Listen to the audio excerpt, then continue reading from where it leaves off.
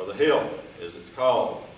This is the guard. I call this the hilt many times, and it's incorrect. The hilt is the whole back assembly of the sword. This is the guard, and this is the grip, and on the end of the grip is what I'll refer to several times as the knight's head.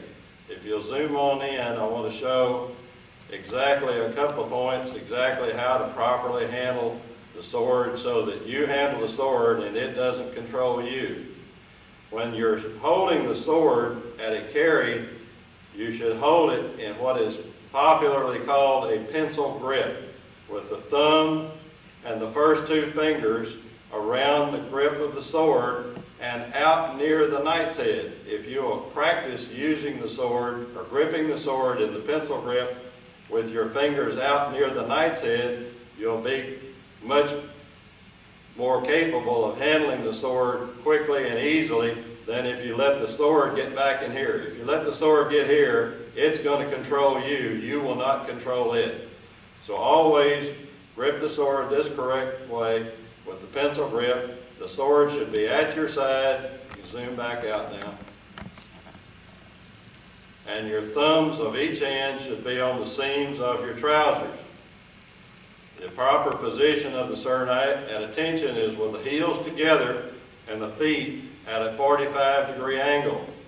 Your body erect, shoulders back, the sword basically in the armpit of your right arm. Now, I'm going to go into the sword manual itself. The first move is called Sir Knight's Return Swords.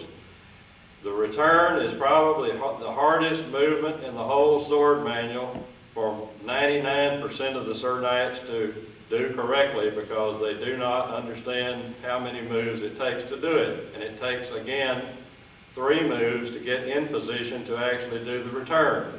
On the command, Sir Knight's Return, the first move is to bring the sword directly in front of your face to your left side. The second move is to tilt the scabbard forward and draw the sword upward through the fingers, or between the first finger and the thumb, putting the tip of the sword or point of the sword into the scabbard. The third move is to bring the sword to this position with the forearm parallel to the ground. At this position you stop until the captain gives swords. At that point, slam the sword into the scabbard and return the right hand to the right side. That is Sir Knight's Return Swords. Let me do that one more time. The draw again is Sir Knight's draw. 1, 2, swords. 1, 2. The return is Sir Knight's Return. 1, 2, 3, swords. 1, 2. And now we'll have to draw again to get the sword back out to continue. Sir Knight's draw. 1, 2, swords. 1, 2. Now Sir Knights, there's one point here. Again, we're working with the sword in the pencil grip. When you come back to a carry from this motion, do not draw the sword back over the shoulder and drag it down. That is incorrect, and you will be graded for it. You have to practice coming straight from this position directly to the shoulders. It takes a lot of practice, but it's worth it, because that's the correct way to do the movement. Now the next movement after the draw, or the return and the draw, is present swords. The present is done in one motion. The sword comes directly up with the guard in front of the chin and the grip, or your hand, about 6 inches from your throat. Please understand, the grip should be 6 inches from your throat. And the sword will be at an angle so that if you drop the plumb line from the point of the sword, that plumb line would be about 6 inches away from the guard. It wants to be about at that angle. Now I'm going to turn sideways and let you see about what that angle is. The sword blade will almost touch the tip of your chapeau, Sir Knights, if you're in the correct position. It's not out here, it's back here. This brings up a good point, that when you're doing the sword manual, you should always be relaxed. We many times see a Sir Knight doing the sword manual, and he gets the sword way up like this, and the shoulders are uptight, and you can tell just by looking at him that he is extremely nervous and uptight. So try to keep your shoulders relaxed. Another very important point in the sword manual is always keep your elbows at your side.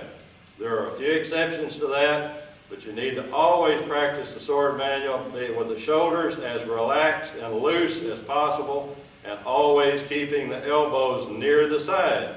If you do that, you will not make very many mistakes when doing the sword manual. Now we'll go back to the present. It's present swords. It's up in one motion.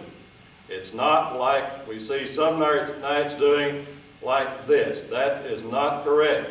It is just straight up in one motion. Then the command to get back to a carry is just simply carry swords, and again you drop the sword back in one motion so that the blade is again right in front of the armpit. The present is the first motion of many of the other movements of the sword. The next movement in the sword manual is salute swords. Salute swords is done with two motions. Command is salute swords. 1, 2. Now if you recognize that, the first motion is present. If you follow what happened, in the first motion you came to present, and if you'll watch, the elbow is near the right side, it's next to the body, you just let the arm simply fall down from the elbow down, and the sword will almost automatically fall into the correct position. The correct position in this move is with the tip of the sword about 18 inches off the tip of your right toe. So you need to practice that. We see again many Sir Knights with the sword out here like this. Look where the elbow is. It's completely away from the body. That's very easy for a judge to see. Again, if you'll just let the arms hang naturally and the elbow stay next to the body, you will not make as many mistakes. And when you come up from the salute, it's carry swords. Again, you just roll or flip the sword up with one motion. Do it one more time. Salute, sword. 1, 2. Carry, swords, and up. The next move is inspection swords. And again, it starts with present.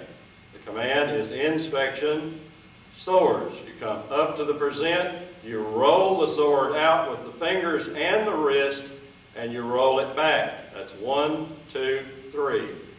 And again, to come back to a carry, it's simply carry swords. And the sword comes down. Demonstrate one more time with the correct cadence.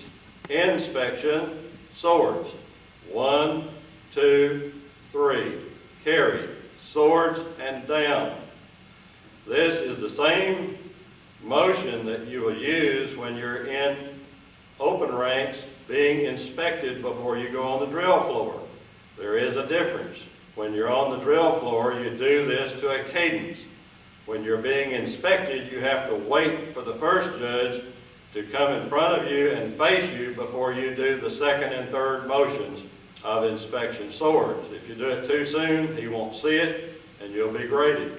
If you do it too late, he'll think you've forgotten it and you'll probably be graded. So just wait for the judge to step in front of you, the first judge, not the second. The second judge is not entitled to anything other than you standing at attention. The next move in the sword manual this year, or the competition, is order swords. This is another move which has been very often mistaken by several Sir Knights and drill teams. It is a two-movement or a two-count movement. Order swords. The first movement, the sword just rolls in your hand with the edge down 6 inches out in front of your right toe until it hits the floor. And then you, on the second motion, you drag the sword point up near the right toe and place the hand with the fingers, the first three fingers outside, the thumb on your left side, and the little finger on the right side, again, standing at attention, but the sword wants to be vertical, straight up and down. Now, we'll continue on because the next motion, or the next movement, is uncover. It's done with two movements. Command is uncover. You reach up on the first motion to grasp the tip of the chapeau, lift it off, and set it on the right shoulder with the second motion. The recover is exactly the reverse. It's It's just two motions. And they need to be distinct, and they need to be done in cadence. This is one that's, again, very easy for a judge to see. The whole team should be in the same cadence. Recover. 1, 2. What this requires is that your chapeau must fit pretty well. Actually, a little loose would be good, because if you have trouble getting that chapeau back on your head, and you have to sit here and fiddle with it to get it down, you're going to be graded. Let's do that one more time. Uncover. 1, 2. Recover. 1, 2. The next movement is stand at ease. On this movement, everything is done in one motion. First, the left foot goes to the left about a foot. The right hand and arm push the sword out as far as you can push it. If you have a short sword, you're not going to be able to push it very far. And at the same time, your left hand goes up behind your back. And I'm going to turn around and show you what that should look like. The fingers and the thumb should be together, and the hand should be resting parallel to where your belt would be if you were wearing a belt on the outside of your uniform. But again, the key is that the thumb and the finger should be flat and together.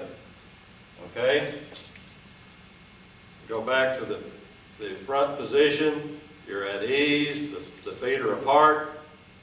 Then the captain gives commandery, attention. The feet come back together. The left hand comes back to the left side. And the sword comes back to the vertical. Again, a very common mistake is many Sir Knights will bring the sword all the way back to the trousers. That is not correct. It did not start there. When you put it down for the order, it started at the vertical with the hand away from the body. So be sure when you come back to attention, the sword simply comes back to the vertical. All right, then the captain will give carry swords, and in one motion you reach down and flip the sword up to your shoulder. The next movement in the sword manual is called swords port, P-O-R-T. It's just like port arms in the Army when you were handling a rifle. At the command swords port, you reach across with the left hand, grasp the blade with the left hand near the armpit, and on the second motion, draw it squarely across the body at about a 45-degree angle with the left hand about the same height as your left shoulder. And again, the thumb of the left hand should be away from the judge or towards you. It should be behind the blade. The right hand grasping the grip in the manner which you see. To return it, it's carry swords. You place it back against the armpit with the left hand, with the fingers extended as I'm showing you, and then drop the left hand to the side on 2. Let's do that one more time. Swords, port. 1, 2. Carry swords. 1, 2. The next command, which many people get these two particular moves confused because of the similarity of the sound of the command, is support swords. You're supporting the sword. This one is a little bit difficult because some people, as you're watching me on this videotape, don't forget, you're watching a mirror. You have to remember that you have to practice this in reverse of what you're seeing on this videotape. It would be just like practicing in front of a mirror. On the command support swords, again you come back to present as the first motion. On the second motion, the sword comes down, the left arm comes up, covering the right arm, and you roll the sword away from you so that you can see the Texas emblem or the outer emblem of the sword. You drop the hilt or the guard into the crook of the left arm. The left arm is covering the right arm, and the thumb of your left hand is in the crook of the right arm. To get out of this or get back to a carry, again, it's simply carry swords, as it always is. The left arm drops to the left side. You come back to the present, and then down to the carry. Do that in cadence. Support swords. 1, 2. Carry swords. 1, 2. Okay?